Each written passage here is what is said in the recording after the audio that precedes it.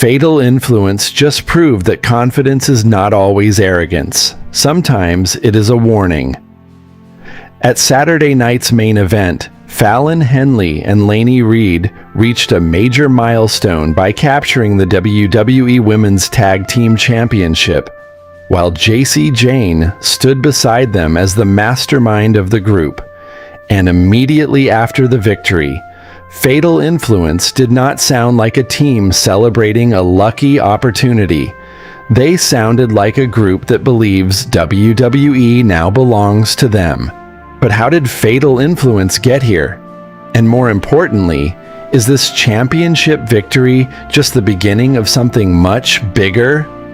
Tonight, we break down the full story behind Fatal Influence's rise, their championship victory, their confidence after SNME, and why the rest of the WWE Women's Division may have a serious problem on its hands.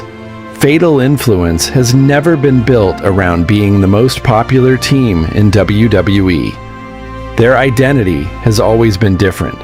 Jacy Jayne, Fallon Henley, and Reid have embraced an aggressive attitude, believing that success belongs to those willing to take it. The group originally made its name in NXT, with Jayne emerging as the leader and Henley becoming one of its most important pieces. But 2026 brought a major opportunity. Fatal Influence moved to SmackDown and immediately entered the conversation surrounding WWE's women's division. And now they have gold.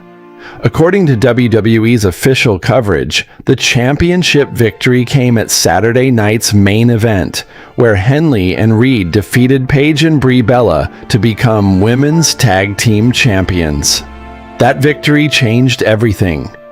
The interesting part about Fatal Influence is that this victory did not come out of nowhere. The group had already established itself as a dangerous faction. Jacy Jayne brought leadership, Fallon Henley brought experience and aggression, and Reid became another important part of the equation as Fatal Influence evolved. Their move to SmackDown gave them an entirely new environment. Suddenly, they were no longer simply trying to dominate NXT. They were entering a division filled with established stars and championship-level talent. And rather than waiting for their opportunity, Fatal Influence immediately started making their presence felt. That is what makes their championship victory so significant. They didn't simply walk into Madison Square Garden hoping to have a memorable night. They walked in believing they belonged at the top. And when the opportunity came, they took it. The victory also gave Fallon Henley and Reid their first WWE Women's Tag Team Championship on the main roster. For Henley especially, it represented another major step after previously holding championship gold in NXT and the WWE Women's Speed Championship. So this wasn't just another victory. It was another chapter in her transformation from an NXT talent into a serious main roster player. The match against Paige and Brie Bella was already loaded with pressure. On one side, you had Fatal Influence, a rising faction trying to establish itself. On the other, you had two incredibly recognizable names in Paige and Brie Bella. For Fatal Influence, this was exactly the kind of opportunity they wanted. And Jacy Jayne was crucial. She remained involved at ringside, looking for every possible advantage. At the finish, Jayne's interference helped create the opening that allowed Reid to secure the decisive pinfall over Paige. The 3 count changed Fatal Influence's status instantly.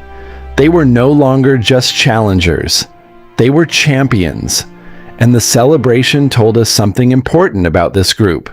There was no hesitation, no shock, no sense that they had somehow stolen a championship they didn't deserve. Instead, Fatal Influence acted like this was inevitable. That attitude became even clearer during their post-match interview. Rather than simply thanking the fans or talking about how emotional the moment was, The group projected confidence. They looked like champions. They sounded like champions. And most importantly, they acted like they expected to remain champions. That confidence could become their biggest weapon, but it could also create their biggest enemies. In professional wrestling, confidence can change the entire perception of a superstar. A wrestler can win a championship and still look like an underdog. Fatal Influence is doing the opposite. They want everyone to believe they are in control. That is where Jacy Jayne becomes especially important. She has positioned herself as the voice and leader of Fatal Influence. Her role isn't simply to compete, it's to influence the direction of the group. That is essentially what the name Fatal Influence represents. And with Henley and Reid now holding the Women's Tag Team Championship, Jayne has another weapon. Gold. The faction can now claim that they are not just talking, they are delivering results. That makes their confidence much more dangerous. Because when someone says they are going to dominate WWE before they win anything, fans can dismiss them. But when they say it after winning championships, people have to listen. Now comes the most interesting question. What's next? Because winning the championship is one thing. Keeping it is something completely different. The Women's Tag Team Championship division is filled with teams and stars who will want their opportunity, and Fatal Influence has now placed a target directly on their backs. Every challenger will be looking at Henley and Reid. Every match becomes more important. Every mistake becomes more dangerous. And every successful defense will make Fatal Influence stronger. There is also the question of Jacy Jayne. If Henley and Reid are the champions, what happens when Jayne wants championship gold for herself? Could the faction eventually hold multiple championships? Could Jacy Jayne become a singles champion while Henley and Reid dominate the tag division? That possibility is exactly why Fatal Influence could become one of the most important factions in WWE's women's division. The group already has the structure. They have leadership. They have championship gold. And now they have momentum. The biggest message from the SNME interview was not simply that Fatal Influence won, it was that they believe this victory is only the beginning. That confidence is dangerous. Because Fatal Influence doesn't seem satisfied with one championship. They want control. They want recognition. And they want the entire women's division to understand that their arrival on SmackDown was not temporary. The group has already moved from NXT to the main roster. They have already defeated established opposition. And now they have championship gold. So the question isn't whether Fatal Influence belongs in the conversation anymore. They clearly do. The question is how far they can take this. Can Fallon Henley and Lainey Reid become long-term champions? Can Jacy Jayne lead the group to even more gold? And could Fatal Influence eventually become the dominant women's faction in WWE? Those answers will come inside the ring. Saturday night's main event may have ended with Fatal Influence celebrating, but their celebration could be the opening scene of a much bigger story. Fallon Henley and Lainey Reid now have championship gold. Jacy Jayne has another reason to believe her strategy is working, and the rest of WWE has a new problem to solve. Because Fatal Influence isn't asking for respect anymore. They're demanding it.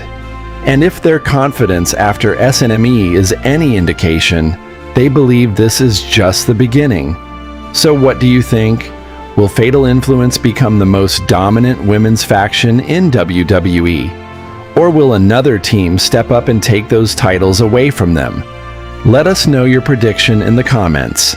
And if you enjoyed this WWE breakdown, subscribe to WWE Untold for more WWE stories, recaps, theories, and documentary-style videos.